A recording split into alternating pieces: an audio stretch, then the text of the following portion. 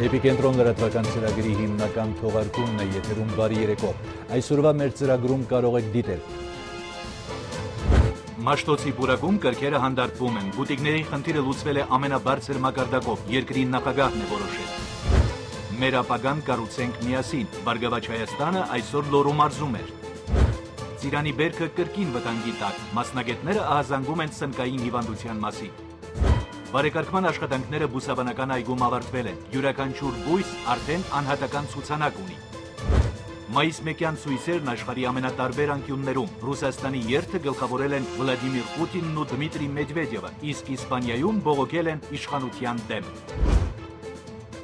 Ապրիլի 30-ին Տավուշի մարզի Բերքաբեր բնակավայրի մերձակայքում ԵԱԿ նախագահի անձնական ներկայացուցչի գրասենյակի կողմից անցկացվել է հայ-ադրբեջանական սահմանագծի դիտարկում, սակայն մինչ այդ ԵԱԿ պաշտոնյաներին է ներկայացվել հայ-ադրբեջանական շփման գծով իրավիճակը, հրադադարի ռեժիմի խախտման դեպքերի վիճակագրությունը եւ այլ հարցեր։ Դիտարկումն անցել է առանց միջադեպերի, տեսագրման միջոցով ԵԱԿ պաշտոնյաները արձանագրել են ապրիլի 25-ին ադրբեջանական կողմից գյուղի գնդակոծման հետքերը։ Նրանք նաև եղել են պայմանագրային 3 զինծառայողների զոհվելու վայրում, Այգեպար Մովսես գյուղերի միջև ընկած ճանապարհահատվածում, զննել հարձակման ենթարկված մեքենան եւ նկարահանել այն։ Նախագահ Սերժ Սարգսյանն այսօր շրջել է Մաշտոցի պուրակում եւ դիտել նոր տաղավարները։ Նախագահը քաղաքապետ Տարոն Մարգարյանին ներկայացրել է իր դիտարկումները կապված պուրակի հետ, հորդորել նրան ապամոնտաժել կրպակները։ Սերժ Սարգսյանն ասել է, որ ամբողջ Երևանում աչք շոյող օրինական կառույցներ պետք է լինեն։ Հանրապետության ղեկավարին է մոտեցել բնապահպան ակտիվիստներից մեկը եւ հարցրել նախագահի կարծիքը տաղավարների մասին։ Մեզանից յուրաքանչյուրը ցանկանում է, որ իր քաղաքը լինի գեղեցիկ եւ որ բնապահպանական կանոններն էլ պահպանվեն։ Այս ամենը պետք է արվի օրինական ճանապարհով եւ սա է իմ մոտեցումը, ասել է նախագահը։ Նա նաեւ բարձր է գնահատել ծառայողական պարտականությունները կատարող ոստիկանների աշխատանքը, ընդգծելով, որ հասարակական կարգի պահպանման ուղղությամբ մի քանի քայլ առաջ են գնացել։ Սերժ Սարգսյանը հորդորել է ոստիկաններին ձեռք բերվածը բավարար չհամարել եւ անընդհատ կատարելագործվել։ Աբովյան փողոցի կրպակների համարվելը քո մեծ ձեռքբերում, մեր բոլորի ձեռքբերում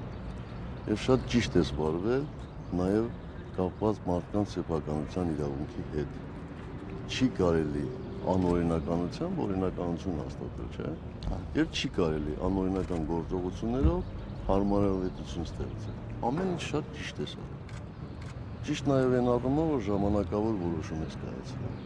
Աստոն 2-3 տարի այստեղից պիտի հանվի այս ամբողջ։ Հա, 2 տարվա ընթացքում։ Բայց Տարոն ջան, այն այդքան էլ գեղեցիկ չի։ Լավ կլինի, որպես ձևը գտնես, այս ամբողջը ապամոնտաժես։ Սա կլինի շատ ճիշտ որոշում։ 2-3 տարի այս պատկերը չի կարող մեր աչքը շոյել։ Երևանի քաղաքապետարանը, ինչպես մայրաքաղաքի կենտրոնական փողոցներում, այնպես էլ տարբեր վարչական շրջանների բակային տարածքներում իրականացնում է ասֆալտապատման եւ բարեկարգման աշխատանքներ, որի ծրագիրը եւ բյուջեն հաստատում է Երևանի ավականին։ Քաղաքապետարանի իրականացած ասֆալտապատման եւ բարեկարգման աշխատանքները այս տարի համընկել են նախընտրական քարոզարշավի շրջանին եւ որոշ կուսակցություններ քաղաքապետարանի իրականացած աշխատանքները վերագրում են իրենց, լուրեր տարածում, թե դրանք իրենց կուսակցությունն է իրականացնում։ Էպիկենտրոն լրատվականը այդ մասին մայրաքաղաքի տարբեր վարչական շրջաններից բազմաթիվ հեռախոսազանգեր է ստացել եւ փորձել է պարզել, թե շրջանառվող լուրերը որքանով են համապատասխանում իրականությանը։ Օրերս նմանատիպ դեպքեր եղել Նորագավիթում։ Պետական միջոցներով իրականացվող աշխատանքների քաղաքականացումը եւ արված գործը կուսակցությունների կողմից իրենց վերագրելը շարունակվում է։ Մեր նկարահանող խմբի այսօր այցելած հերթական վարչական շրջանը Աջափնյակի շինարարների փողոցն էր, որտեղ բնակիչների մեծ մասին ասել էին, որ իրենց բակերը ասֆալտապատում, բարեկարգում եւ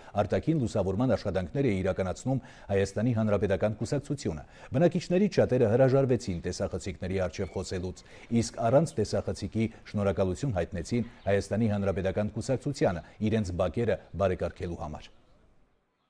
Կոնկրետ մեր բակի վերաբերյալ ասֆալտապատելը Հանրապետական կուսակցության կողմից է եղել։ Բակի լուսավորությունն են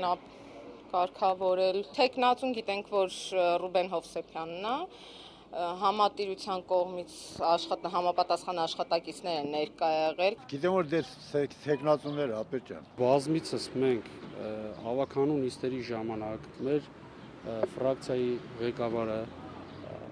դիմել է քաղաքապետի, որպեսզի այդ կատարվող աշխատանքները չքաղաքականացվեն եւ դա այդ աշխատանքները կատարվում է բյուջեի հաշվին, որտեղ որ մեր բնակիչները բյուջեն լցնում են անմիջապես մեր բնակիչները իրենց հողի հարկերի, գույքը հարկերի եւ տնտեսվարողները նույնպես իրենց տուրքերի հաշվին։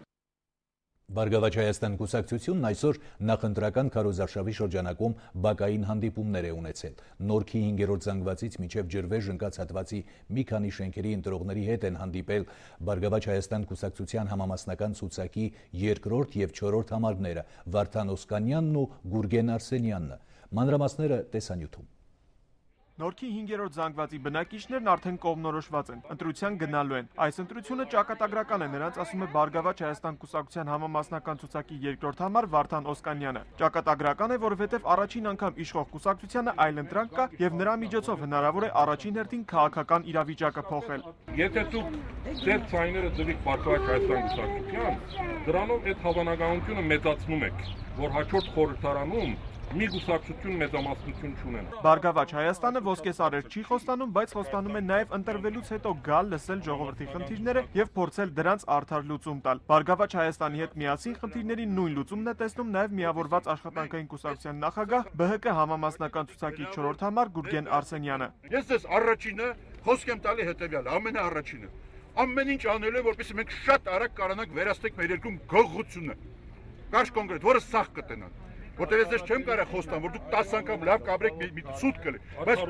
գողությունը պետք է վերահսկել ու վերականգնել երկրում արդարությունը։ Ամեն ինչ պարզ է, կամ հաշտվել իրավիճակի հետ, կամ գնալ փոփոխության։ Ընտրողներին ասում է Բարգավաճ Հայաստան կուսակցությունը եւ պարզաբանում, թե ինքն իր հերթին ինչ է ուզում եւ ինչի է պատրաստ։ Եկեք այս ընտրություններով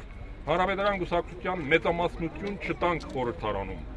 Իսկ դա անելու միակ ճանապարհը ձեր ցայները Բարգավաճ Հայաստանին դալն է։ Փոխենք իշխանության բովանդակությունը։ Փոխենք իշխանության գործնեության նպատակը։ Մինչև այսօր մենք ունենք մի հատ բան, ֆորմուլա, հա։ Մենք բյուջեի համար ենք։ Գերագույն գլխավոր նպատակը բյուջեն է։ Ջորջ ջան, բյուջեն պետք է լինի մեր համար։ Բյուջեն պետք է լինի երկրի համար։ Երկիրն է դառը բյուջեի գերի։ Բարգավաճը պատրաստ է դառնալ այդ փոփոխության հնարավորությունը, բայց մի ծաղկով գարուն չի գա։ Հիմա գարունը եկել է, ծաղկեփունջն էլ ձեռքվեն է, ասում է Գուրգեն Արսենյանը։ Այս մենք, այս գարուն էս է ծաղկեփունջը։ Ուրեմն տղեկ ջան,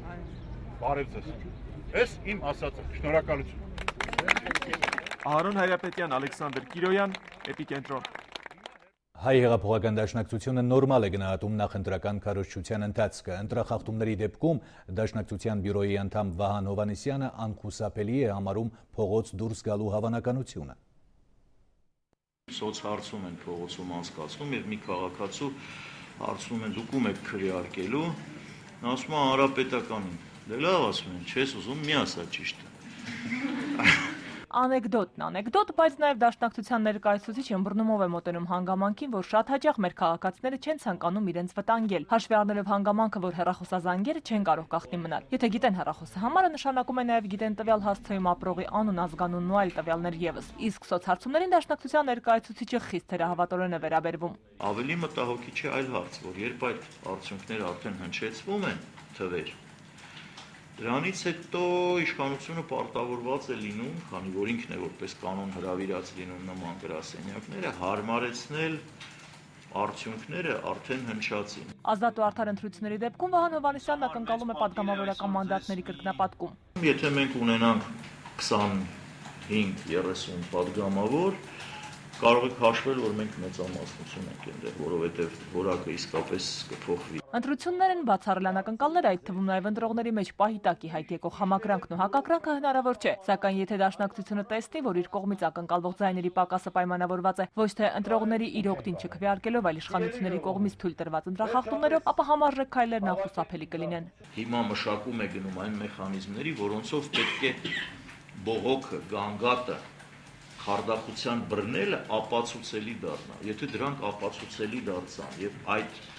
ապացուցված խարդախությունների դեմ գնա բողոք եւ իշխանությունը չարձագանքի, փողոցը անխուսափելի։ Այս հարցում ընտրությունների վերահսկման միասնական շտաբը կմիանա արդյոք դաշնակցությանը, թե ոչ հարցը Վահան Հովհաննիսյանը վաղաժամ է համարում։ Ես չեմ պատասխանի հիմա այս հարցին, որովհետեւ ամեն ինչը թելադրվում է իրավիճակով։ Անորոշ է նաև թե նախագահի ընտրություններում ում կառաջադրի կամ ում թեկնածությունը կպաշտպանի դաշնակցությունը։ Հարցի պատասխանը կլինի Հույդա շրջանային ժողովից հետո։ Քրիստինե Սուքյասյան, Մելիք Հարիբյան, Էպիկենտրոն։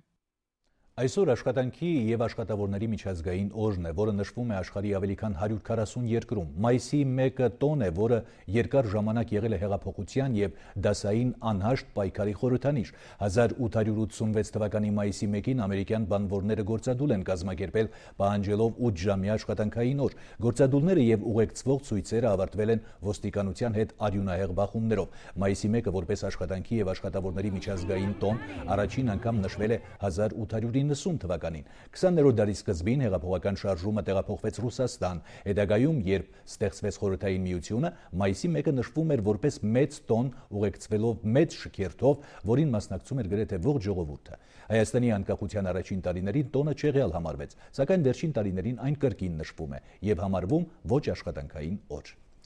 Մինչ մյուսները ոչ աշխատանքային օր լինելու պատճառով են տոնը հիշում, Հայաստանի կոմունիստները տոնը հին ավանդույթով են նշում։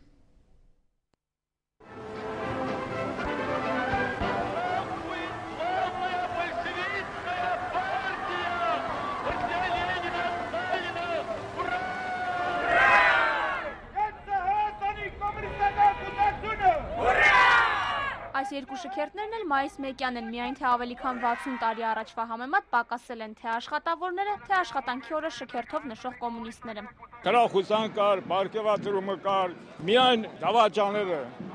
քանդեցին մեր երկիրը կործանեցին։ Դավաճանները երկիրը քանդեցին, բայց իրենք անդավաճան մնացին սեփական համոզմունքներին։ Արդեն 20-րդ մայիսի 1-ն ընկեր Գառնիկի համար հիշողությունների տոն է։ Մայիսի 1-ը մեր ուղղակի երազանքն է, ուրախության օրն է։ Ամեն ինչ ավանդույթի համաձայն է՝ վսկապներով մանուկներ, դրոշակակիրներ, կարմիր դրոշներին էլ Մարքսն ու Էնգելսը։ Փողոցների այս անսովոր կարմրությունը վերադարձնելու եւ սոցիալիզմ հաստատելու համար կոմունիստական կուսակցությունն առաջարկում է իրեն ընտրել։ Չկան նախկինի պես հավասար շարքերը, համապետական խանդավառությունը, բայց կա կոմունիստական կուսակցությունը եւ մի խումբ, որը նրան միշտ հավատարիմ է։ Այո, կոմունիստներից հետո Հայոց համազգային շարժման եկավ իշխանության գլուխ, քանդեց բոլոր գործարանները, մեր ունեցվածքը ալան-թալանի վերածեցին։ Կոմունիստական կուսակցությանն ընտրելով հավատացնում են, որ ընտրելու եք սոցիալիզմը։ 8-ամյա Դավիթը դեռ ոչ ընտրելու իրավունք, ոչ էլ կուսակցական տոմս ունի, բայց քաղաքական դիրքորոշումը հստակեցրել է՝ պապիկի հետ կոմունիստների կողքին է։ Այսօր ինչ օր է։ Երեքշաբթի, մայիսի 1-ը։ Բայց ինչ են տոնում այսօրը։ Աշխատավորների տոնը։ Մարտունուց, Հրազդանից, Երևանից պրոլետարները բոլոր քաղաքների միավորվել են ու հասնում են Ստեփան Շահումյանի հրապարակ կոմունիստական հանրահավաքների վերջնական հանգրվան։ Ոչ մի բան որ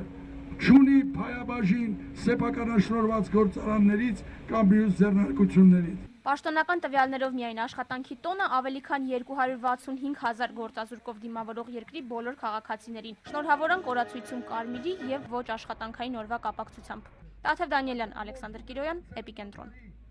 Մայիսյան հաղթանակների արշալույսին պետք է լինենք վճռական։ Մայիսի 6-ին նշելու ենք ոչ թե անցյալի կորուստը, այլ միայն հաղթանակները։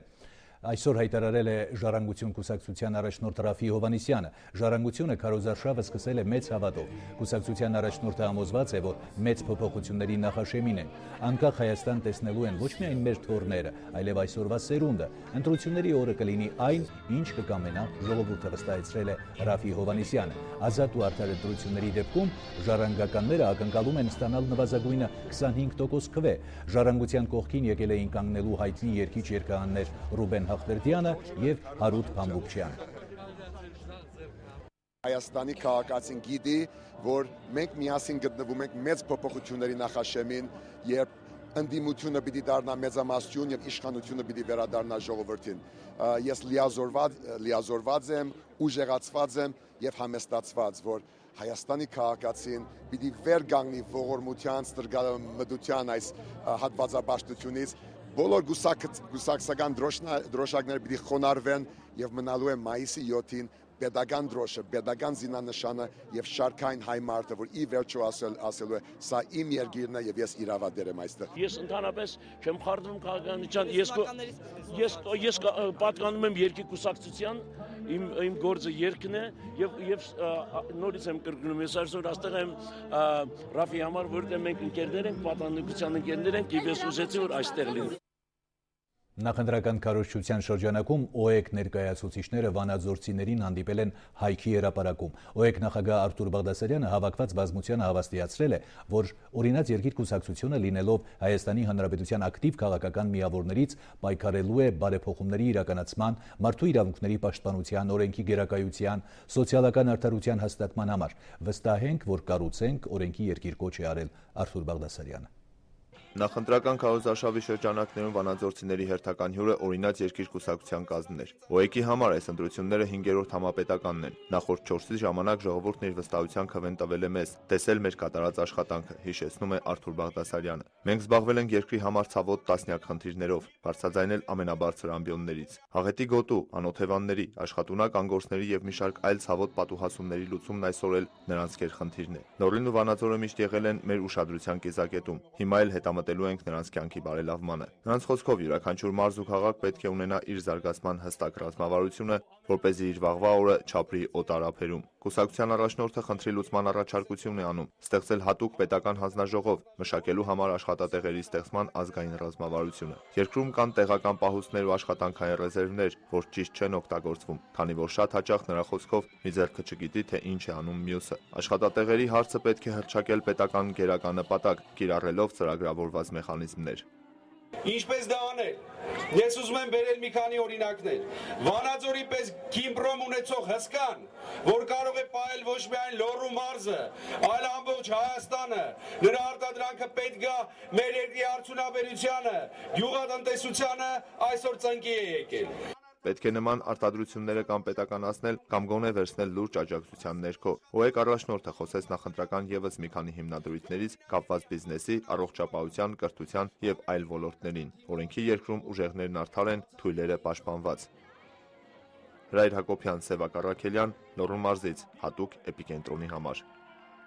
Freedom House իրավապաշտպան կազմակերպությունը հրապարակել է մամուլի ազատությունն աշխարհում ամենամյա զեկույցը, որը հիմնված է 2011 թվականի իրողությունների վրա։ Փաստաթղթում Հայաստանը դարձյալ ներկայացվում է որպես ոչ ազատ մամուլ ունեցող երկիր։ 197 երկրներից 66-ը Freedom House-ը համարել է ազատ, 72-ը մասամբ ազատ եւ 59-ը ոչ ազատ։ Նախորդ տարվա համեմատությամբ համալրվել է մասամբ ազատ երկրների շարքը։ Հայաստանի ցուցանիշները այս տարի չեն փոխվել, ինչպես նախորդ տարի 65 միավորն է բնութագրում երկրում մամուլի ազատությունը, այն դեպքում, երբ վատթարագույն համարված Հյուսիսային Կորեան ունի 97 միավոր։ Հայաստանը այս տարի տեղ է գրավել Անգոլայի եւ Պակիստանի միջև։ Հարավային Կովկասում Հայաստանից ավելի լավ ցուցանիշներ ունի միայն Վրաստանը։ Այս երկիրը 3 միավորի առաջընթաց է ունեցել նախորդ զեկույցի համեմատությամբ, 55-ից բարելավել է դիրքերը 52-ի։ Ադրբեջանը 1 միավորով հետ է գնացել եւ 80 միավորով համարվում է ոչ ազատ մամուլ ունեցող երկիր։ Նույնպիսի արդյունք ունեն նաեւ Ռուսաստանն ու Զիմբաբվեն։ Տարածաշրջանային եւ միջազգային նորություններ։ Ադրբեջանը այսօր 1 ամսով ստանձնել է ՄԱԿ-ի անվտանգության խորհրդի նախագահությունը, այս պաշտոնում փոխարինելով Ամերիկայի Միացյալ Նահանգներին։ Հունիսին նախագահությունը կանցնի Չինաստանին։ ՄԱԿ-ի անվտանգության խորհրդի նախագահության ընթացքում Ադրբեջանի արտաքին քաղաքականության առաջնահերթությունները կմնան նույնը, ասել է ՄԱԿ-ում Ադրբեջանի մշտական ներկայացուցիչ Ակշին Մեհդիևը, ընդգծելով, որ օրակարգում կլինեն միջազգային խաղաղության եւ անվտանգության աջակցությունը, ինչպես նաեւ Բալկաններում եւ բնականաբար Մերձավոր Արևելքում ու Աֆրիկայում տիրող իրավիճակին նվիրված հարցեր, չի շրջանցվի նաեւ Սիրիայի խնդիրը։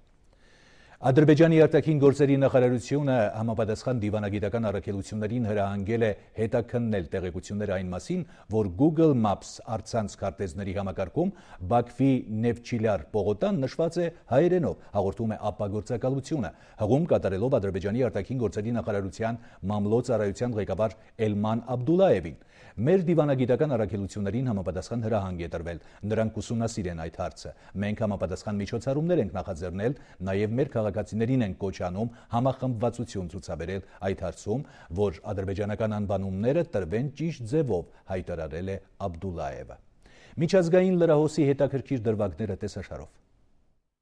Ռուսաստանի արմիություններն ու իշխող Միավորված Ռուսաստան կուսակցությունն այսօր Մոսկվայում մայիս 1-յան երթ էին նախաձեռնել, որին Կրեմլի մոտակայքում միացան նաև լիազորություններն ավարտող եւ ընտրված նախագահներ կամ գործողու ապագա վարչապետներ Դմիտրի Մեդվեդևն ու Վլադիմիր Պուտինը։ Երթն այդ պահին կանգ առավ, քանի որ Պուտինն ու Մեդվեդևը զրուցում էին, ինչն ուղիղ եթերում ցուցադրում էր ռուսական հեռուստատեսությունը։ Մայիս 1-յան ցույցի էին դուրս եկել նաև կոմունիստները, բայց իշխանական երթին հակադիր կարգախոսներով ու ցուցապաստառներով։ Նույնպիսի կարգախոսներ էին վանկարկում նաև երթի դուրս եկած ազգայնականները։ Իսկ օրվա վերջում երկրի ղեկավարները Մոսկվայի քաղաքապետ Սերգեյ Սոբյանինի եւ Արմենիությունների կոնֆեդերացիայի նախագահ Միխայել Շմակովի հետ Նոր Արբաթ փողոցի բարերից մեկում գարեջուր վայելեցին։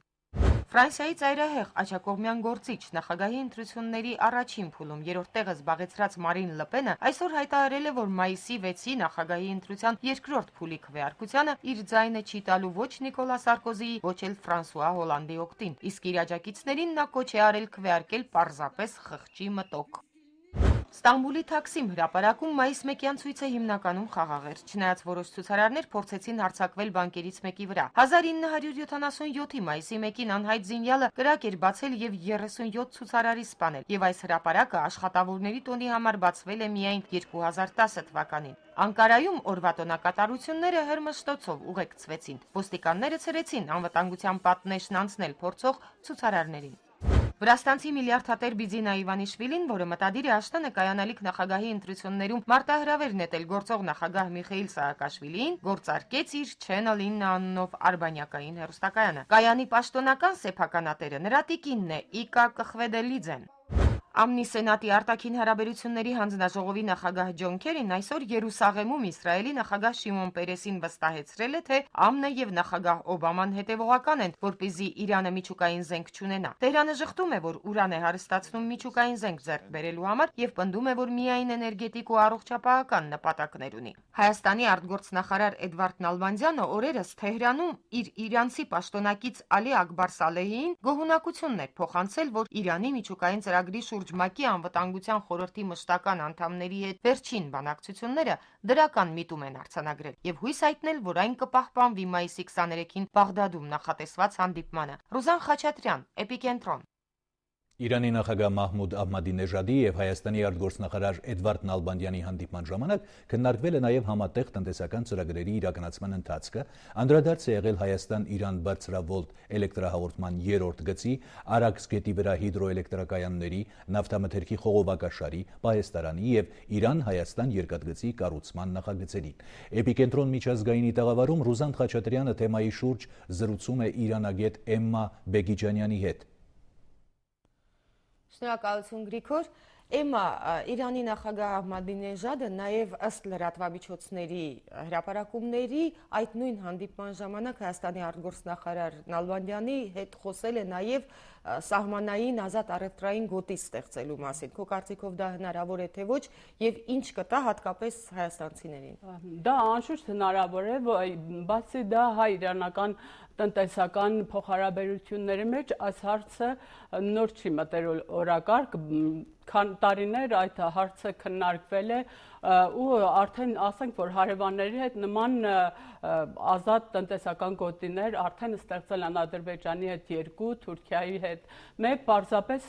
Հայաստանը միշտ ուշանում է, միշտ Ինչու է Հայաստանի հետ ուշանում։ Ես կարող եմ դա այսպես մեկնաբանել, քանի որ Թուրքիան եւ Ադրբեջանը, երբ որ Հայաստանի հետ Իրանի փոխհարաբերությունները մի քիչ ավելի սերտանում են, նրանք սկսում են քննադատել ու իսլամը մեջտեղ բերել, այս կողմ այն կողմ իրանցիները կարողանում են ուղիներ գտնել, աշխատում են, որ մի քիչ ավելի, ասենք, սենց զգուշավոր լինեն այդ հարցում, բայց հիմա, երբ որ ասենք Ադրբեջանի եւ Թուրքիայի հետ կարելի ասել, որ փոխհարաբերությունները բավականին լարված են, բարձրները ավելի ինձ թվում է ազատ են այդ բանով։ Իսկ հայաստանցիներին ինչ կտա։ Հայաստանցիներին անշուշտ դա հատկապես սահմանային շրջանի աշխատատեղեր, առևտրի ավելի աշխուժացում, այսինքն սահմանամերձ շրջանները Իրանի հետ ավելի կզարգանան։ Անշուշտ դա դրական է, անշուշտ դա լավ է, նույնը նաև մյուս ասենք հարևանների հետ դա բավականին արդյունավետ եղել, ինձ թվում է, որ Հայաստանի հետ էլ արդյունավետ կլինի դա։ Հիմա այսպիսի մի հարց, վերջերս Եվրախորհրդարանում, երբ բանաձև ընդունվեց Հայաստանի մասին, զեկույցում հատկապես չնայած դա իմպերատիվ բնույթ չունի, այսպիսի կետ կար, որ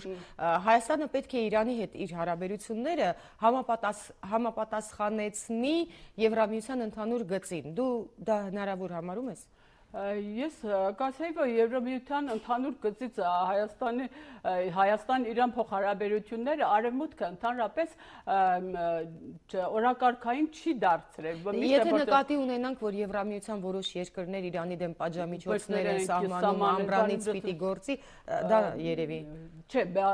դրանք իրանց առանցին երկրներ են, նույնիսկ եթե այդ հաշվով ասենք, կարող ենք ասել Ամերիկան, երբ որ դեռ 1996 դեմատոյ օրենքը կիրառեց, Եվրոպան դրան չենթարկվեց, իսկ Եվրոպան չի կարող Հայաստանի վրա ճնշում գործադրել, որ Հայաստանը ենթարկվի, որովհետև նախ Հայաստանը Իրանի հետ փոխհարաբերություններ հայ-իրանական եղել են այն ամենածանր տարիներին Հայաստանի համար ոնց որ ասենք օդի ճանապարհ, հիմա ինչպես կարելի է հիմա ու հենց դա է պատճառ, որ թե արևմուտքը ընդհանրապես այսպես չի երբեք այդ հարցը օրակարգային դարձել, հաշվի առնելով, ըմբռնումով է մոտեցել, հաշվի առնելով, որ դա մեր միակ ճանապարհն է, նույնիսկ ավելի մեզ համար ապահով, քան Վրաստանը։ Վրաստանը ամեն պահ բացառված չէ, որ կարող է փակվել, կարող է եսեմ ինչ լինի, այնտեղ ասենք անկայունություն,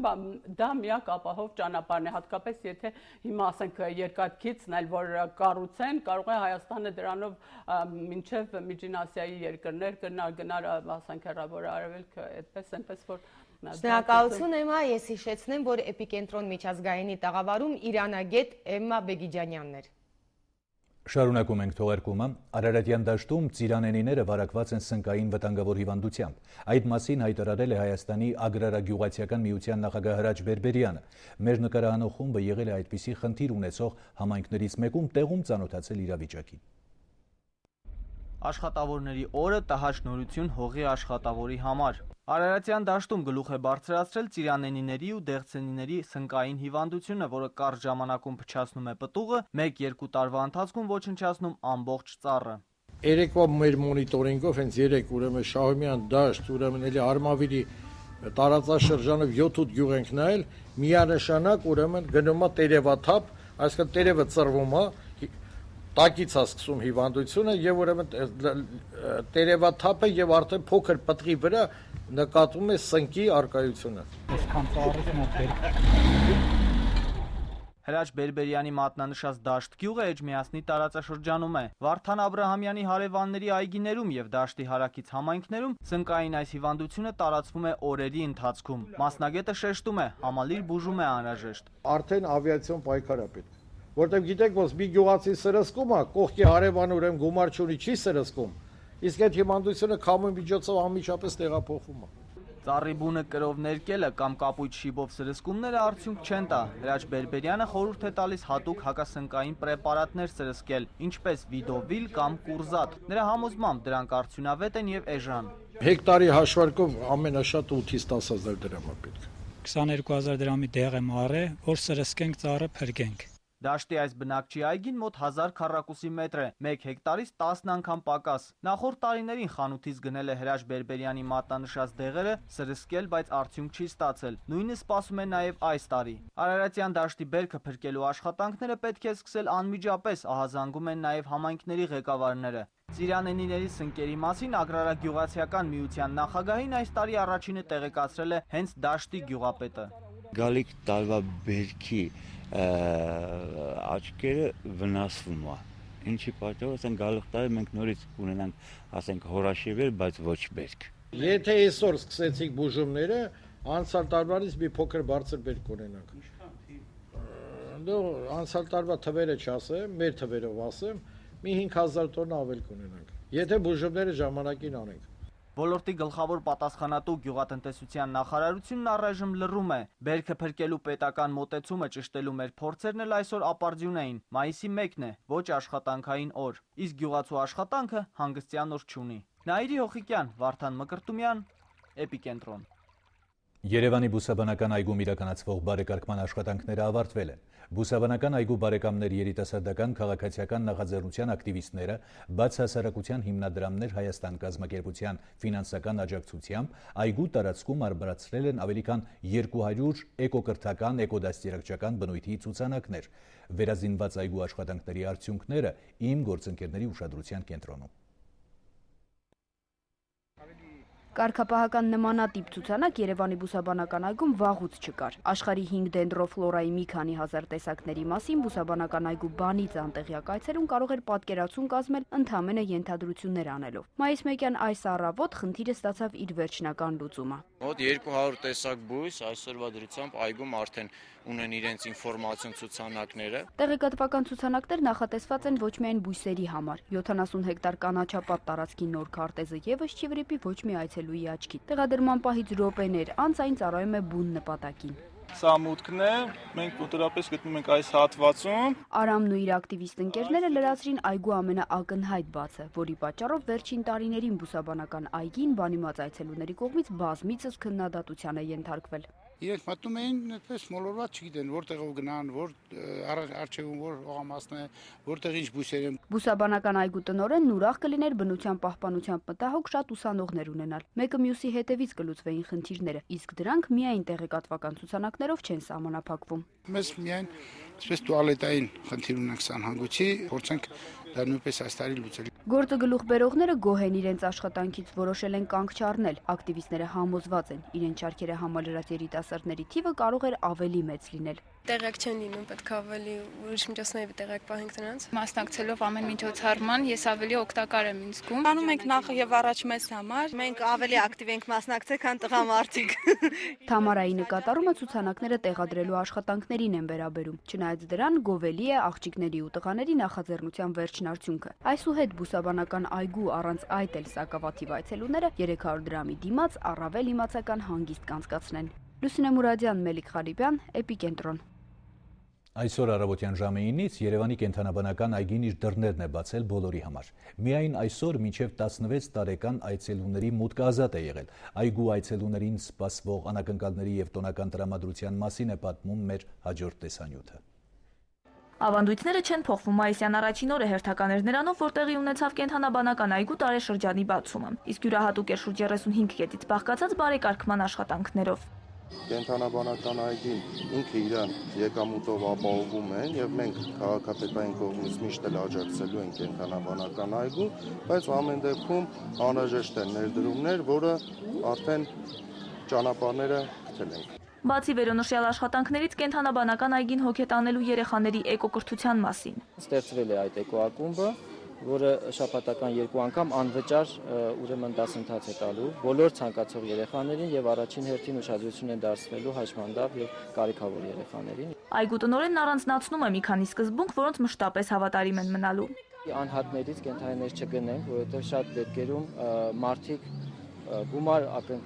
աշխատելու ակնկալիքով ուղղակի վայրի բնությունից կենթանիներ են բերում եւ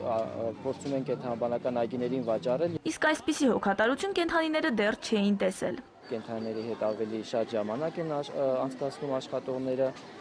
որովհետեւ կենթանիները կարիք ունեն նաեւ իրենց ժամանակը լցնելով, որպեսզի չձանձրանան իրենց վանդակների մեջ։ Տարեկան հաշվետվությունը երեխաներին չի էլ հուզում, փոխարենը նրանք հիացած են սիրելի կենդանիներին տեսնելու հեռանկարով։